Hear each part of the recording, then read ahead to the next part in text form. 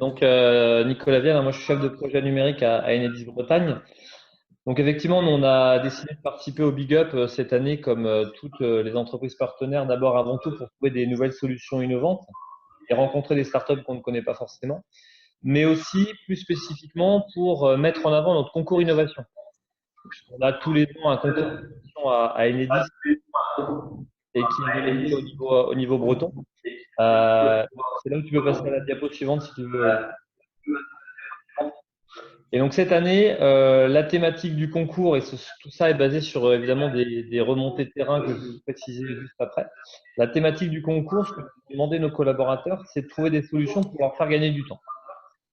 Du temps d'abord avant tout sur le terrain, puisque nous, on a 80% de la population des listes qui sont techniciens et donc qui sont sur le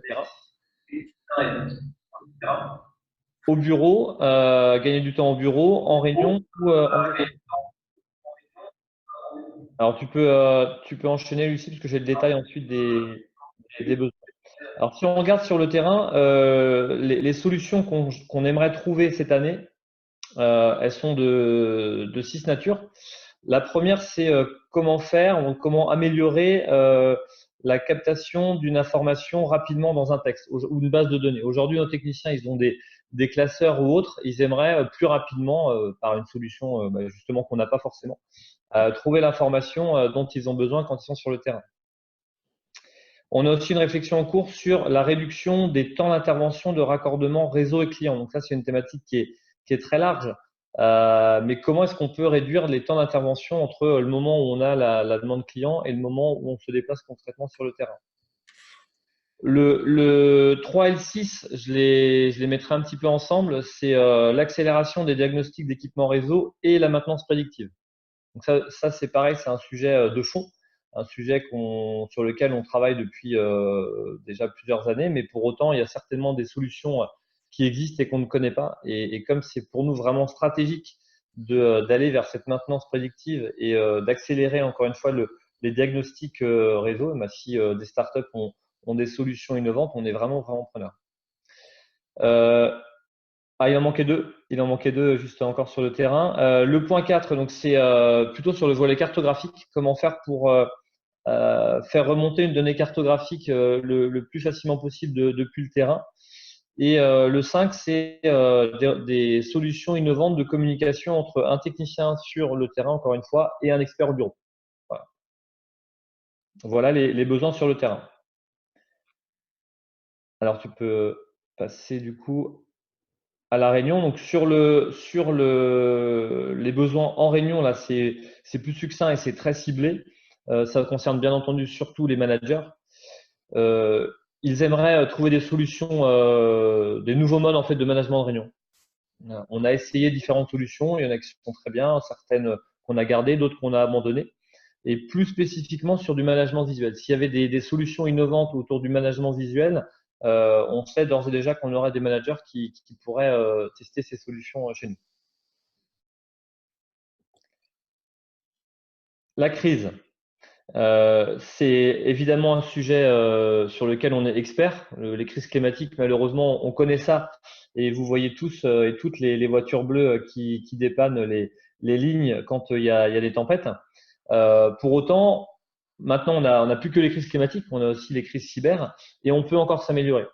Donc, sur le volet cyber, c'est très clair. C'est comment détecter, traiter et contrer rapidement une cyberattaque. Alors, on a un pôle cyber qui est national. Il a ses solutions, mais il y a certainement des solutions sur le terrain que Paris ne connaît pas. Et si on peut faire remonter ces solutions à nos nationaux, eh ben ça serait très bien. Sur le deuxième volet, qui est encore une fois le cœur de métier à Enedis sur les crises climatiques, c'est tout simplement une solution aussi. Et aujourd'hui, honnêtement, on l'a pas. On a un process et il fonctionne très bien, mais on n'a pas une solution qui encadre ce process pour faciliter les échanges d'informations et surtout le pilotage d'une crise climatique. Parce qu'une crise climatique, c'est pas que les techniciens, c'est les ressources humaines. Enfin, tout le monde, absolument tout le monde est sur le pont. Alors, ça dépend un peu du degré de crise, mais il y en a quand même certaines récentes qui ont été assez costauds.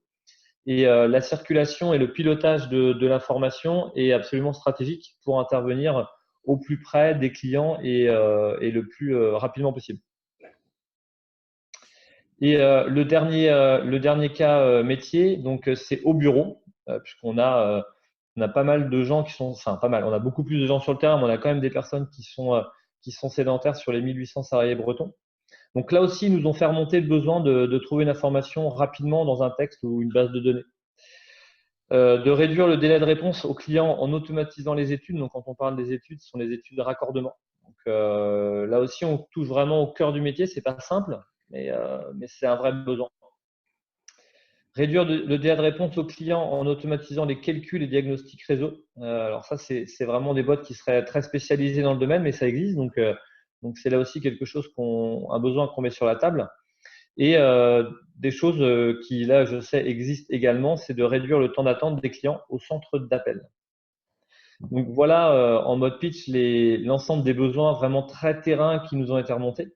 Bien entendu, s'il y a des startups qui ont une solution innovante, qui imaginent répondre à des besoins inédits et qui ne rentrent pas dans le cadre du concours, on est bien entendu quand même complètement ouvert à les recevoir et à ce qu'ils nous proposent un rendez-vous. Le concours, c'est une chose, mais on travaille aussi tous les jours avec des startups en dehors du concours. Donc, on a des besoins spécifiques concours, mais on reste complètement ouvert à toute autre solution qui pourrait répondre à d'autres besoins d'Enedis. Voilà. Et je me permets juste d'ajouter que pour les startups qui ont des questions sur notamment l'appel à projet pour être sûr de pouvoir déposer un bon use case pour Enedis, il y aura sur l'appel à projet un contact mail.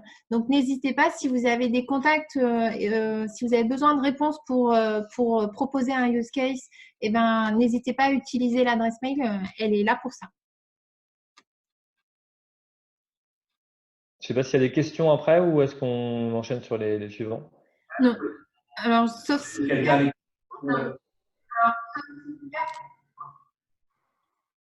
Pardon? Est-ce qu'il y a des questions pour Enedis? Décalage entre l'image et le son.